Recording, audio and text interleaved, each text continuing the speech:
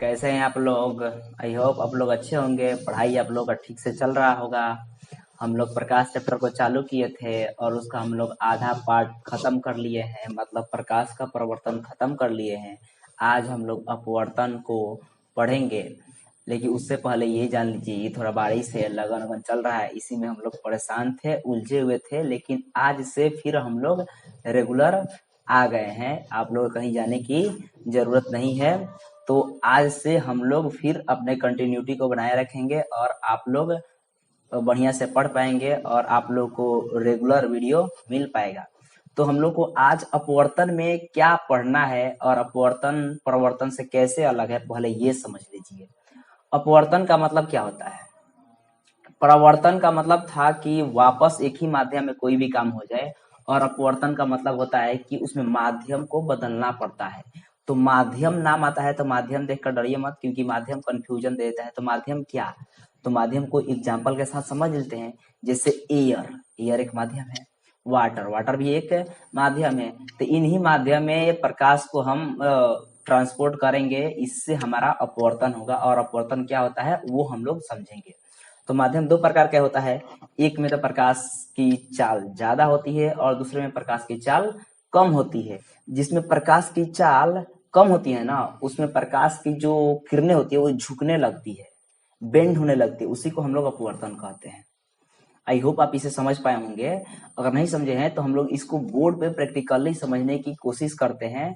आप अब कहीं देखे होंगे अपने आसपास, जैसे कि पानी है, उसमें मछली है, मछली जो तैरती है तो थोड़ा ऊपर दिखाई देती है। पैसा कभी डालते हैं गिलास में या फिर बाल्टी में तो कुछ अलग तरीके का दिखाई देता है। पेंसिल देखें, वो कटा कटा दिखता है। ये सब अपवर्तन का ही एक एग्जाम्पल है। अपवर्तन क्या होता है आज उसी को समझते हैं। तो सबसे पहले हम लोग यह जानते थे प्रकाश के बारे में कि यह सीधी रेखा में गमन करती है और इसकी चाल जो है 3 × 10⁸ मीटर प्रति सेकेंड है। तो आप इस वीडियो में इस बात को समझ पाएंगे कि अपवर्तन कैसे होता है। तो अपवर्तन के लिए हमें प्रकाश की आवश्यकता पड़ेगी। वो भी हम लोग जानते हैं कि प्रकाश सीधी रेखा में गमन करती है। तो मान लेते हैं ये हमारा प्रकाश हो गया और सीधी रेखा में गमन कर रही है, ठीक है। अब ये सारा एक ही माध्यम है तो इसमें कोई परिवर्तन अपवर्तन कुछ नहीं दिख रहा है। यदि हम इन्हीं रेखा को तिरछा, तिरछा मतलब ये सीधा था ना, हम ऐसे पार कर दें, ऐसे प्रकाश को हम रिलीज करते हैं। यदि अचानक से रास्ते में कोई अब माध्यम आ गया, माध्यम बोले तो माध्यम मतलब समझिए कि ऊपर कुछ और था, नीचे कुछ और हो गया है। लेट ये ऊपर एयर था, अब नीचे हमारा वाटर हो गया। ऊपर एयर था, नीचे वाटर, ये अलग माध्यम, ये अलग माध्यम। इस माध्यम में प्रकाश की चाल ज्यादा होती है, इसको हम विरल माध्यम कहते हैं। क्या कहते हैं? विरल। और इसमें प्रकाश की चाल धीरा होती है, इसे हम लोग सघन माध्यम कहते हैं। तो आप ये भी समझ लीजिए कि प्रकाश इसमें आ रही है ना, वो इसकी अपेक्षा तेज होगी, ठीक है। तो इसके अपवर्तन के लिए एक बात समझना पड़ेगा। वह बात यह है ना कि हम लोग परावर्तन में देखे तो नॉर्मल, इसमें भी नॉर्मल होगा। और नॉर्मल का नाम तो हम हिंदी में इंग्लिश में नॉर्मल कहते हैं, इंग्लिश में नॉर्मल कहते हैं, लेकिन हिंदी में इसका नाम अभिलंब है। यही अभिलंब हम लोग को बताएगा कि अपवर्तन कितने से हुआ है। तो ये अपवर्तन के लिए एक अभिलंब हमने खींच दिया 90 डिग्री पे, वो भी किसके? तो ये माध्यम पे। ऊपर अलग माध्यम, नीचे अलग माध्यम, प्रकाश अब सीधे आ रही है। अगर यह माध्यम नहीं होता तो प्रकाश को जाना था ऐसे, सीधे जाना था, ठीक है। लेकिन माध्यम बदलने के वजह से इसमें प्रकाश तेज था, इसमें धीरे हो गए, तो जो प्रकाश की किरण वो झुक जाएगी। झुकने का मतलब ये हो गया ना कि जाना था यहाँ पे, अब ये थोड़ा सा बेंड हो जाएगी।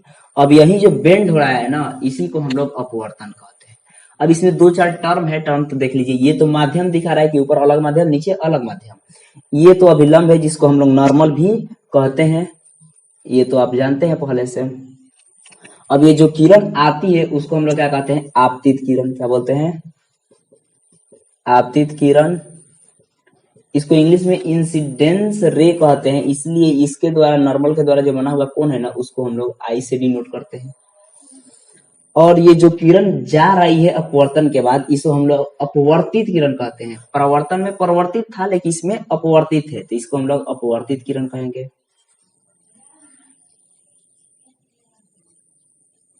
अब इसको हम इंग्लिश में रिफ्लेक्टेड रे कहते हैं, इसीलिए हम इसको आर से डिनोट करते हैं।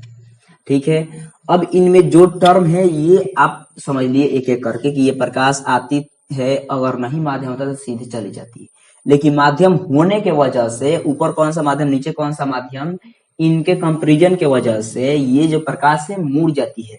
अगर ऐसे तो ऐसे हुआ, लेट अगर ऊपर की तरफ वाटर होता है नीचे एयर होता तो क्या होता है, उसको भी हम लोग बना ही लेते हैं। ये हमारा माध्यम को परिवर्तन करने वाला रीजन हो गया। ये प्रकाश इधर से आ रही थी, पहले हम एयर लिए थे, अब वाटर ले लेते हैं, वाटर और नीचे हम एयर ले लेते हैं, तो प्रकाश ऐसे अगर नहीं होता माध्यम तो ऐसे चली जाती, लेकिन वाटर से जब एयर में जाएगी तो प्रकाश की चाल बढ़ेगी, बढ़ेगी तो वो नॉर्मल से दूर भागेगी, तो उसके लिए हमने एक नॉर्मल भी एक डाल दिया। अब यहाँ से वो दूर भागेगी, तो इसमें क्या हो रहा है कि यहाँ पे विरल से सघन में आ रहा था तो झुक रहा था, और इसमें सघन से जब विरल में जाता है तो प्रकाश की किरणें उठ जा रही है, लेकिन दोनों परिस्थितियों में तो प्रकाश बेंड हो रही है। इसी बेंड होने के परिस्थिति को, इसी बेंड होने के घटना को हम लोग अपवर्तन कहते हैं। आपके मन में आएगा कि मान लीजिए सर ये अगर सीधा प्रकाश की किरण है तो क्या होगा, तो उसको भी देख ही लेते हैं। ये लीजिए हमारा मीडियम हो गया, ऊपर हो गया मान लीजिए वाटर, नीचे एयर। यदि प्रकाश की किरणें सीधे आती, ये माध्यम नहीं होता तो भी सीधे ही जाती, लेकिन माध्यम होने के वजह से ना क्या होता है कि ये सीधे जाएगी और वापस इसी पे आएगी। नॉर्मल हम लोग इसी पे फिर डालेंगे और इसी पे फिर हमारा कोण भी बन जाएगा, तो यहाँ पे हमारा इंसिडेंस रे आई और आर दोनों 0 डिग्री हो जाएगा। यहाँ पे दोनों में थोड़ा सा डिफरेंस था, इसमें थोड़ा सा भी डिफरेंस था। यहाँ पे देखिए आई छोटा है और ये आर बड़ा है, यहाँ पे आई इसके बराबर ले लेते हैं तो यहाँ पे आर छोटा हो गया, तो इसमें कुछ अंतर है, लेकिन इसमें कुछ नहीं, इसमें सब कुछ बराबर होते हैं। तो यदि सीधे अगर किरणें आ रही है किसी माध्यम पे डायरेक्टली पड़ रही है तो वो सीधे आर पर हो जाएगी, कोई उसमें अपवर्तन नहीं होगा, जैसे यहाँ पे आप देख पा रहे हैं। यदि तिरछे प्रकाश जा रही है ना तो ऐसे होता है। यदि दोनों को हम लोग जोड़कर एक नए इमेज के सहायता से अगर इसको हम लोग समझे तो वहां पे क्या होगा, इसको फिर मैं आपको समझा देता हूँ कि यदि प्रकाश आ रही है माध्यम को चेंज करती है ना तो वो मूर्ति है, उसी को हम अपवर्तन कहते हैं। अब अपवर्तन के लिए माध्यम की आवश्यकता पड़ती है, कम से कम 2, 3, 4 होना चाहिए। एक माध्यम में कुछ अपवर्तन होगा, 2 या 2 से ज्यादा होना चाहिए। तो हमने देखा एक सघन और दूसरा विरल। सघन में क्या होता है, प्रकाश की चाल धीमी होती है, और विरल में क्या होता है, प्रकाश की चाल थोड़ा सा तेज होता है। अब ये दोनों घटनाएं यदि एक साथ लेते हैं तो क्या होता है, तो इसको हम लोग इरेज करके देखते हैं कि वैसे अगर हो तो क्या होगा। हम एक आयताकार स्लैब लेते हैं, स्लैब आप समझते हैं नहीं, तो चलिए बताते हैं। ये हमारा आयताकार स्लैब हो गया। स्लैब मतलब ग्लास का स्लैब है, किस चीज का है, ये ग्लास का है। इधर एयर है, ये ग्लास है, फिर यहाँ भी बाहर भी एयर है, ठीक है। अब हम प्रकाश की किरण इस पे रिलीज करते हैं। अब ये एयर, ग्लास, फिर एयर, तो एयर में प्रकाश की जो चाल होगी वो तो तेज होगी, ग्लास में धीरा होगी, फिर जो एयर में आएगी उसका भी प्रकाश की किरण तेज होगी। तो लेट इधर से अगर प्रकाश की किरणें आ रही थी, इस पे हमने एक नॉर्मल डाल दिया, इसको जाना था सीधा, लेकिन इस ग्लास के वजह से इसका प्रकाश थोड़ा सा नीचे की तरफ मुड़ेगा, मुड़ गया। अब यहाँ पे प्रकाश आप केवल इस ग्लास पे फोकस कीजिए, इसको छोड़िए। ग्लास में तो प्रकाश सीधी आ रही थी, अब ये हो गया हमारा ग्लास में प्रकाश की चाल धीरा और यहाँ पे प्रकाश की चाल जो होगी वो तेज होगी, तो यहाँ भी एक नॉर्मल हमें डालना पड़ेगा। और नॉर्मल डालते हैं तो देखते हैं कि इसमें प्रकाश की चाल धीरा था तो झुका हुआ था, जैसे ही बाहर निकलेगा ना तो फिर से उठ जाएगा। तो ये जाना था इसको सीधे ऐसे, लेकिन ये उठ जाएगा ऐसे। तो आप क्या देख पा रहे हैं यहाँ पे कि प्रकाश की जो किरणें आ रही है किसी माध्यम से तो वो मुड़ जा रही है। हमने दोनों को अलग अलग किया, फिर दोनों को एक साथ किया, तो हमें यहाँ पे यह देखने को मिला है कि प्रकाश मुड़ रही है। अब यही मुड़ने की जो घटना है ना, इन्हीं को हम लोग अपवर्तन कहते हैं। इसका नियम भी होता है, यदि नियम को हम लोग समझे तो परावर्तन में जैसे 2 नियम था ना, वैसे भी अपवर्तन में 2 नियम होते हैं। अपवर्तन के नियम क्या होते हैं? यदि इसको हम हटाएं तो यहाँ पे आप यह देख पा रहे होंगे कि प्रकाश की जो किरण आ रही है, जा रही है, ये अभिलंब है, ये माध्यम सब है, सब एक ही सतह में है। तो हम लोग प्रथम नियम में यह कह सकते हैं ना कि जब प्रकाश की किरणें किसी माध्यम से आती है, अपवर्तन करती है, तो ये आपतित किरण, अपवर्तित किरण, अभिलंब, ये सब एक ही तल में है, एक ही समतल में है, एक ही सतह पे है। इसके कहने का मतलब ये है ना कि मान लीजिए ये हमारा सतह हो गया, यदि इस पे किरणें आ रही है ना, तो इस पे आएगी तो इसी के अपोजिट इस दिशा में जाएगी। ऐसे नहीं कि आपकी तरफ चले या फिर मेरे तरफ चले जाएगा, ऐसे कभी नहीं होता है। प्रकाश ऐसे नहीं मुड़ती है। मुड़ने का मतलब ये हो कि थोड़ा सा स्पीड कम हो गया, वो होता है। तो नियम को हम लोग समझने के लिए पहले नियम ये कह सकते हैं कि आपतित किरण, अपवर्तित किरण, अभिलंब, ये सब एक ही समतल में होते हैं।